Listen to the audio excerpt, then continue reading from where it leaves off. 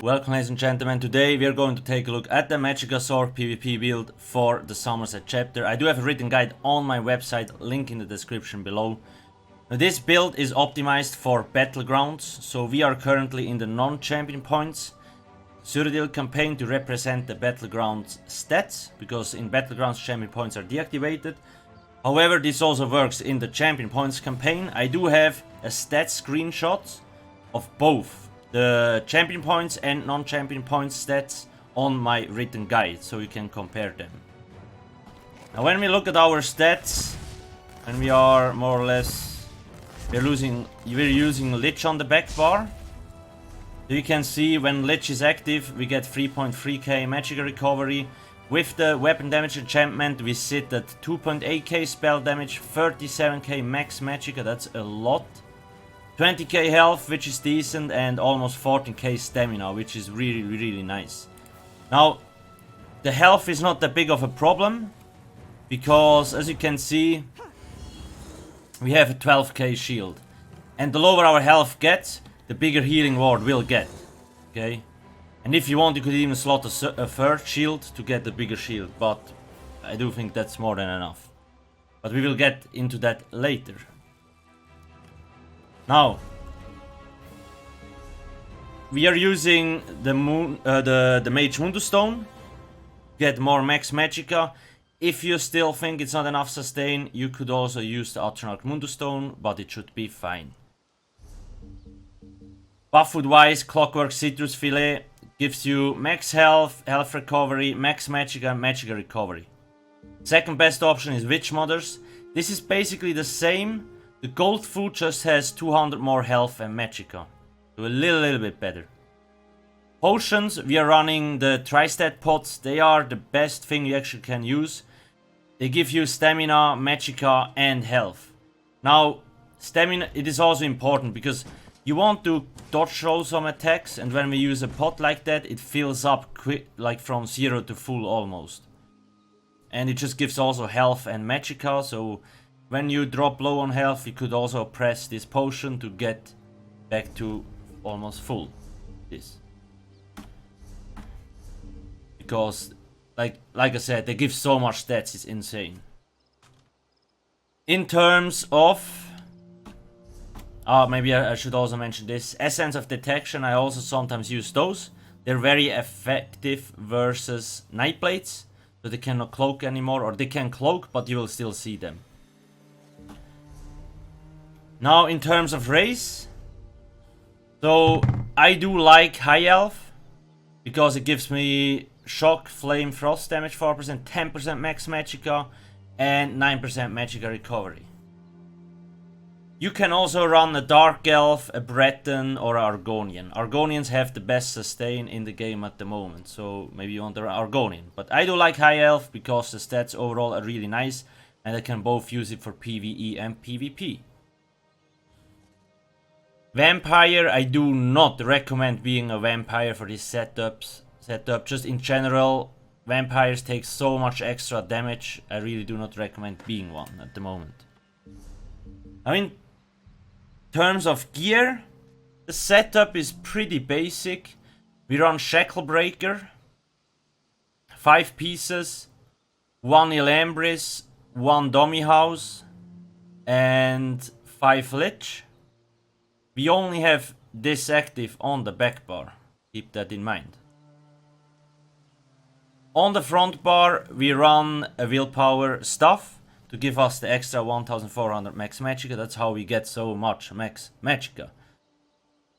Now in terms of traits, so I do recommend getting as much Impenetrable as possible. However, you could use Infused on the big pieces and just Impen on the smalls, but in general Impenetrable on everything is better.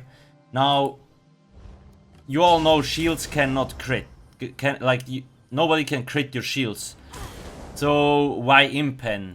At some point you will drop your shield because there's too much incoming damage, and then you're actually pretty happy if you have some Impen stats. Also make sure to run 1 heavy, 1 medium and 5 light pieces, so we benefit as much as possible. from the Undaunted passive here, which gives us 6% maximum stats. So Shacklebreaker in general gives us adds 2k Magicka and stamina, so that's how we have so much max Magicka and stem. So it's really, really cool. Another thing, on the small pieces you can run just max Magicka enchantments, and on the big pieces just run the Tri-Stat, the Prismatic Glyph. Now here I run one Invigorating, but just I didn't have Transmute Stones to change it, otherwise it would be Impen as well, keep in mind. Dummy House is a nice one piece because it gives you a max stem and a max Magicka bonus. So this is a really, really strong monster set, the one piece. So you want this. The second one, Elambris, you can use any basically, which gives another extra maximum Magicka bonus. You could also run a monster set one piece, which gives you Magicka recovery if you want more recovery. Now, the jewelry, all arcane. Then we have spell damage, and 1 reduced Magicka cost. Why do I use a Magicka cost reduction? I tested this quite a bit. I do have quite a lot of gameplay from Magsork. I will also put the links into the description. I almost forgot to mention that. On the YouTube. The reduced Magicka cost is better because we all know those stats here tick every 2 seconds. So every 2 seconds I would get 1.5k Magicka back. Now, reduce Magicka cost. Basically, skills have a cooldown of like 1 second, so you can basically weave 2 skills per 2 seconds, right?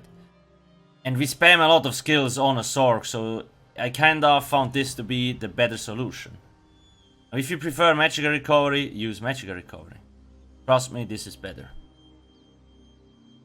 Then, Flame Stuff with an infused trait and the shock enchantment. Why? So first off, the shock enchantment does a lot of damage.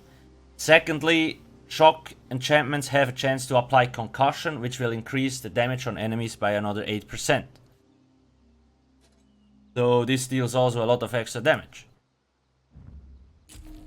On the back bar we use a healing stuff, infused trait with a weapon damage enchantment.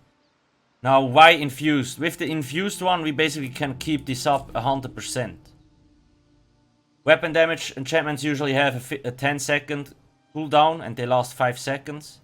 But with the infused one, it goes down to like 5 seconds. So it's really nice. And it also gives us more spell damage. That's how we end up with like 2.8k spell damage in this build. So even in Battlegrounds non-champion points, we have so much max Magicka, spell damage, Magicka recovery, it's just insane. Then the combos we can pull off on Sorks, it's just very, very juicy.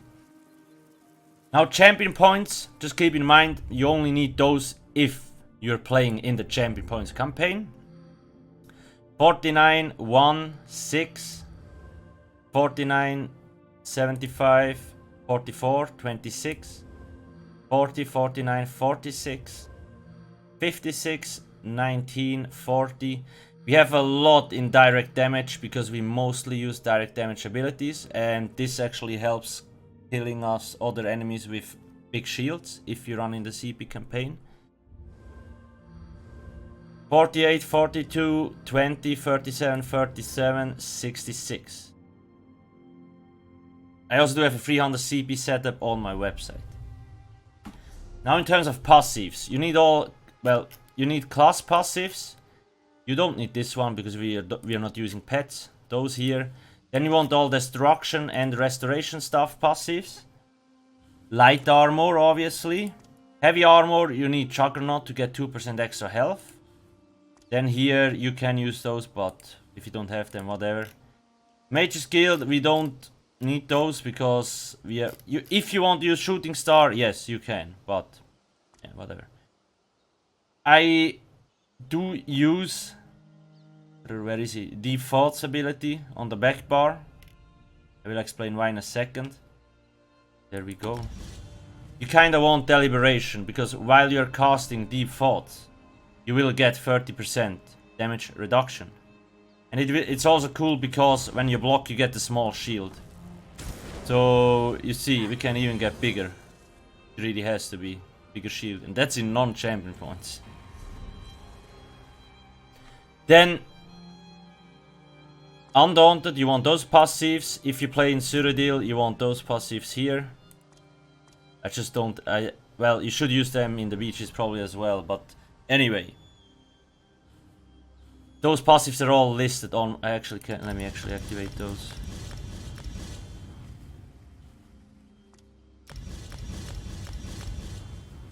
Okay, there we go. Almost all. You want all the class... the racial passives. And in alchemy you want medicinal use. Because with this your potions have 100% duration. You can permanently keep them up. Now in terms of skills. Hardened Ward on the front bar. I do like this because it can proc the crystal frag. So I do prefer using this on the front bar. Like I said, it gives you a huge shield. Crystal fragments, we only really use this when we can instant cast it. Casting any other magic ability has a 35% chance of causing your next crystal fragments to be instant, deal 10% more damage and cost 50% less magicka. Crushing Shock, one of our main damage abilities, which procs often crystal fragments. Now, this applies 3 different damage types, so Flame, Frost and Shock. Enemies hit while casting are interrupted, set off balance and stunned for 3 seconds. So if another dude is channeling an ability or like casting something, you can interrupt it with Crushing Shock. That's why we use this morph.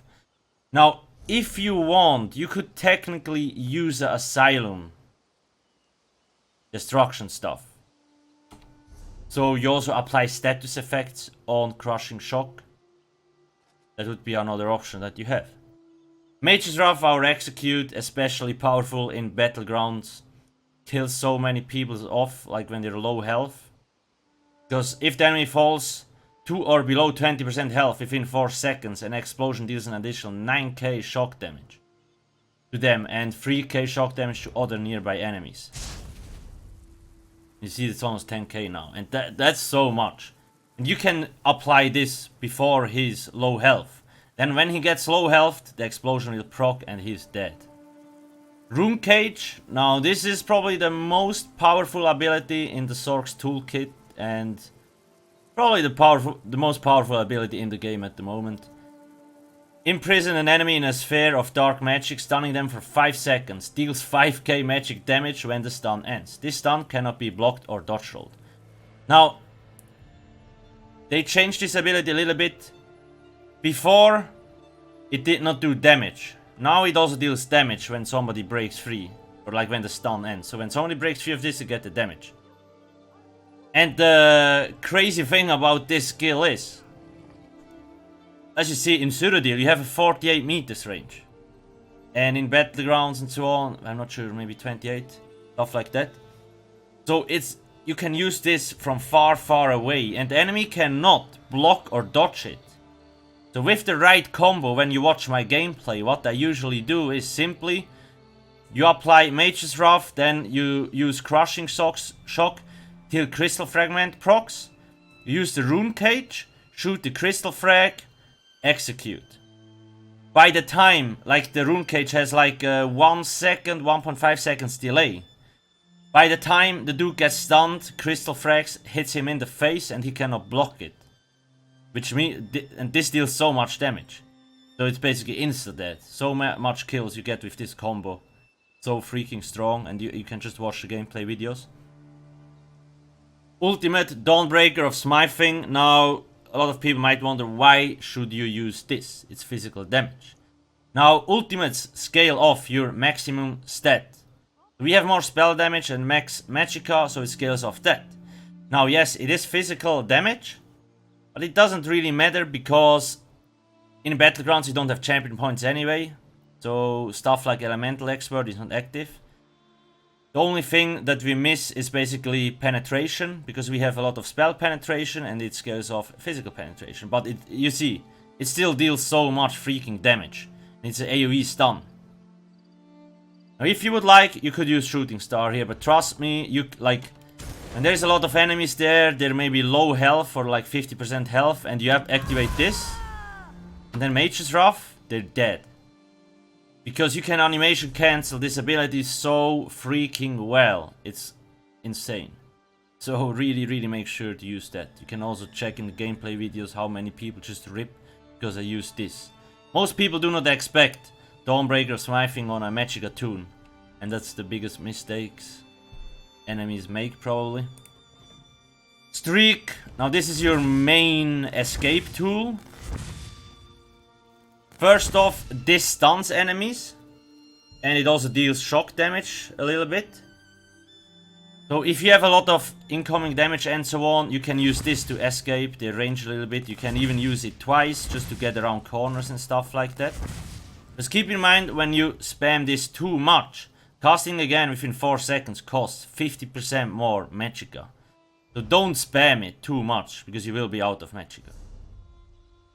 This is one of a really good tool for mobility and just kinda to avoid too much incoming damage. Then Deep Thoughts. Now here, why do I not run Haunting Curse? So a lot of people like to run Haunting Curse. However, in Battlegrounds I do like Deep Thoughts. If you cap flags or if you just have a room to breathe, you can actually use this to regen Magicka. If fights are going on for a long time, it might get tough if sustained, so this can really help. Just make sure to stay somewhere hidden or like line of sight enemies so you can use this for 2-3 seconds. If you won't use Haunting Curse, however, we have so much damage. We really don't need it. Like, we kill people so fast, you really don't need Haunting Curse. Healing Ward. Now this is a... Well, it gives us a shield. The lower our health is, the bigger the shield gets. And also the shield strength is increased by up to 300% depending on the severity of the wound's targets. So alone and max health, it's a really small shield, but the lower our health gets, the bigger shield will get. So it's a really strong ability. Boundless Storm. Now I like this. First off, it deals shock damage, it gives us Major Ward and Major Resolve, so increasing the resistances. And also it gives us Major Expedition, increasing movement speed. So we are quite fast. Some people prefer slotting a third shield, like Harness Magicka. I do not think it's necessary. We want to play more offensively than defensively. You could also use Channeled Acceleration, if you prefer. What this does is, it gives you Minor Force for 36 seconds, increasing critical damage by 10%, and Major Expedition for 9 seconds, increasing movement speed. However, I do prefer Boundless Storm, because once again it gives us resistance, it also deals damage over time, and speed buff. Now yes, our damage shields don't have resistance, but like I said, at some point your shields will be off and you might be happy to have some decent resistance here. Trust me. Power Surge. Now this is our main heal ability. While active, dealing a critical strike heals you for 3k health. This effect can occur once every 1 second. This is really powerful. We don't have a lot of crit, but it doesn't really matter, because Crushing Shock, Flame, Frost, Shock damage, 3 ticks, every one of those can crit. So we basically proc this heal on cooldown all the time.